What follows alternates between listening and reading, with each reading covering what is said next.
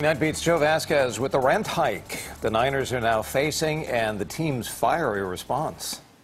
Mullins to the middle, and it is a touchdown. Just one day after the 49ers won their first preseason game against Dallas, we've now learned they lost a rent dispute in arbitration against the city of Santa Clara. The arbitration award is a major victory for the citizens of Santa Clara and the taxpayers, and it shows now that we are managing the 49ers and not being managed by them. The arbitrator's decision means the 49ers will now pay $24.7 million per year rent, up from $24.5 million, an increase of $262,000 a year. The 49ers will now pay about $11 million more rent than they have been paying over a 40-year period. They asked for a $180 million rent reduction, and the city of Santa Clara and the Stadium Authority fought back. The 49ers originally wanted their rent reduced by $5 million a year, citing a clause in the contract with the Santa Clara Stadium Authority that called for a reduction in rent if financial performance was better than projected, which it was. But the two sides could not agree on a new rent amount, so they decided to let an arbitrator make the decision.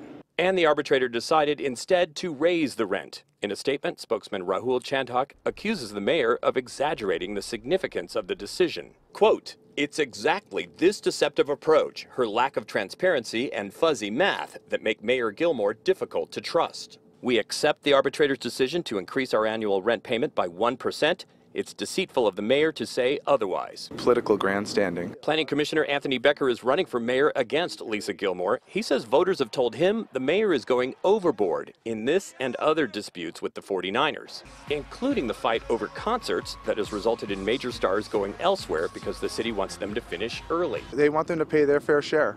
And that's what I feel too, is the 49ers should pay their fair share. And also the city should also play fair too and not create a political theater out of this. In Santa Clara, on the Night Beat, I'm Joe Vazquez.